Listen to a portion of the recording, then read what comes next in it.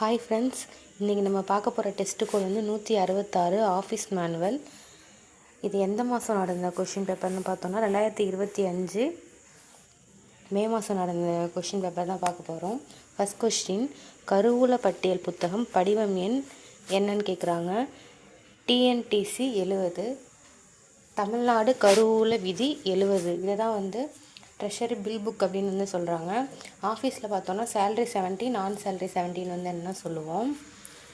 Next question, அடிப்படை விதி எண் டேஷின் கீழ் ஒரு அரசு ஊழியர் விடுமுறை எடுப்பதை தமது உரிமையாக கோர முடியாது. ஃபண்டமெண்டல் ரைட் 67 கீழ் ஒரு கவர்மெண்ட் சர்வன்ட் வந்து அவரோட கேஷுவல் லீவ் வந்து அவரோட ரைட்டுன்னு வந்து அவங்க சொல்ல முடியாது அப்படின்னு சொல்கிறாங்க.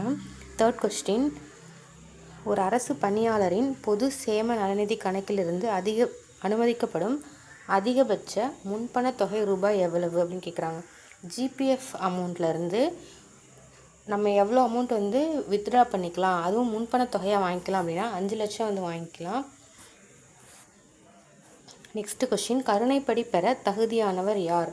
கம்பேஷனேட் அலவன்ஸ் யாருக்கு தருவாங்க அப்படின்னா பணியிலிருந்து டிஸ்மிஸ் பண்ணப்பட்டவங்களுக்கு தர அலவன்ஸ் தான் கம்பேஷனேட் அலவன்ஸ்.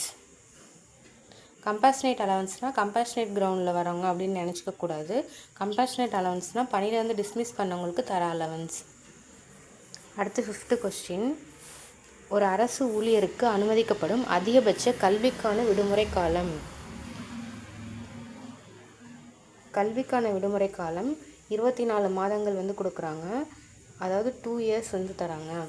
நெக்ஸ்ட் கொஸ்டின், அடிப்படை விதிகளில் எந்த விதியின் கீழ் அரசு ஊழியர்களுக்கு வருடாந்திர ஊதிய உயர்வு எவ்வித கோரிக்கையும் இன்றி அனுமதிக்க தெரிவிக்கப்படுகிறது? விதி 24 கீழே எந்த ரெக்வஸ்ட்டும் இல்லாமல் வருடாந்திர ஊதிய உயர்வு வந்து நமக்கு தருவாங்க. நெக்ஸ்ட் கொஸ்டின், ஒரு புதிய அலுவலக கட்டிடம் கட்டும் செலவினம் டேஷ் தலைப்பில் பற்று வைக்கப்படும். புதுசாக ஒரு ஆஃபீஸ் பில்டிங் கட்டுறாங்கன்னா அதை வந்து கேபிட்டல் அக்கௌண்ட்டில் வந்து வரவு வைக்கிறாங்க. அது வந்து ஒரு அசட் மாதிரி தானே, அதனால் வந்து அதை கேபிட்டல் அக்கௌண்ட்டில் வரவாக்குறாங்க. நெக்ஸ்ட்டு, ஒரு அரசு ஊழியர் பதவியை ராஜினாமா செய்ய விரும்பினால் எத்தனை மாதங்களுக்கு முன் அறிவிப்பு கொடுக்க வேண்டும்? ப்ரியர் நோட்டீஸ் வந்து அவன் ஆஃபீஸில் எத்தனை நாளுக்கு முன்னாடி கொடுக்கணும்னா 3 மாதத்துக்கு முன்னாடி கொடுத்துடணும், நான் இப்படி ராஜினாமா பண்ண போகிறேன் அப்படின்னு.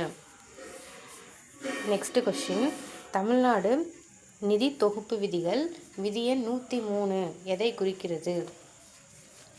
103 வந்து சில்லறை செலவின பதிவேடு கண்டிஜென்ட் ரெஜிஸ்டர் வந்து நோட் பண்ணுறது தான் Tamil Nadu financial code rule number 103. Next, Tamil Nadu budget manual rule number 2 அது எதுக்கு சொல்லுதுன்னா ஆனுவல் ஃபினான்ஷியல் ஸ்டேட்மெண்ட்டை சொல்லுது. பட்ஜெட்னால் வந்து ஆனுவல் ஃபினான்ஷியல் ஸ்டேட்மெண்ட், அதுவும் ரூல் நம்பர் 2 வந்து ஆனுவல் ஃபினான்ஷியல் ஸ்டேட்மெண்ட் வந்து சொல்லுது.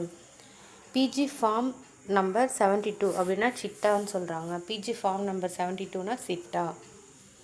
தமிழ்நாடு நிதி தொகுப்பு விதி அதே ஃபினான்ஷியல் கோட் ரூல் நம்பர் 174 எதை குறிக்குதுன்னா மெஷர்மெண்ட் புக் புக்கை குறிக்கிறது. 174 தமிழ்நாடு ஃபினான்ஷியல் கோடு. தமிழ்நாடு ஃபினான்ஷியல் கோடு 103ங்கிறது கண்டிஜென்ஸ் ரெஜிஸ்டர் குறிக்குது. 174ங்கிறது மெஷர்மெண்ட் புக்கை குறிக்குது.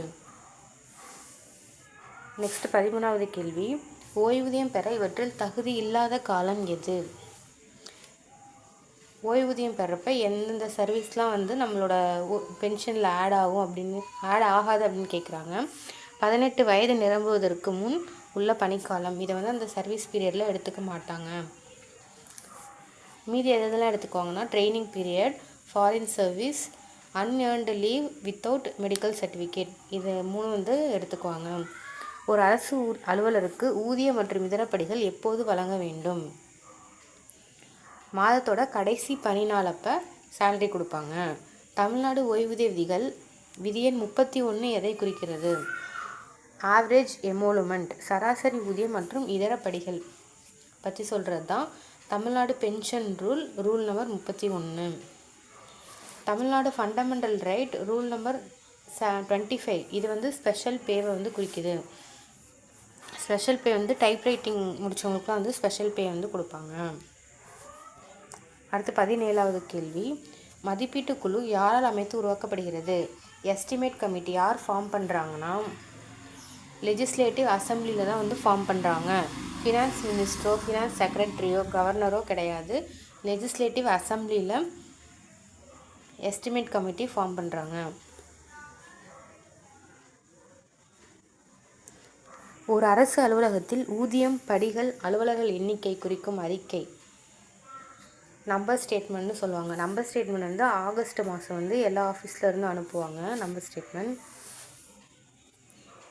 எவ்வளோ பேர் இருக்காங்க, அவங்களுக்கு எவ்வளோ சேலரி தராங்க, எவ்வளோ அலவன்ஸ் தராங்கங்கிற டீட்டெயிலாம் நம்பர் ஸ்டேட்மெண்ட் பார்த்தாலே தெரிஞ்சுக்கலாம். நெக்ஸ்ட்டு ஊராட்சி ஒன்றிய அலுவலகத்தில் தினசரி ரொக்க இருப்பு அறிக்கை. தினசரி ரொக்க இருப்பு அறிக்கைனா டெய்லி கேஷ் பேலன்ஸ், எவ்வளோ வருது எவ்வளோ செலவாகுது அப்படின்னு யார் தயாரிப்பாங்கன்னா அக்கௌண்டன்ட் தான் வச்சுருப்பாங்க. கேஷியர், காசாளர்னு சொல்கிறாங்க. நெக்ஸ்ட்டு வந்து ஒரு அரசு அலுவலகத்தில் கட்டுமான பணி மேற்கொள்ளும் போது ஒப்பளிக்கப்பட்ட மதிப்பீட்டினை கூடுதல் செலவுகள் ஏற்பட்டால் என்ன நடவடிக்கை எடுக்க வேண்டும்? ஒரு எஸ்டிமேட் வந்து சாங்ஷன் எஸ்டிமேட் கொடுத்துருக்காங்க. கொடுத்ததை விட 5% எக்ஸ்ட்ரா வந்து அதுக்கு ஆயிடுச்சுன்னா திருத்திய மதிப்பீடு வந்து கேட்கணும்.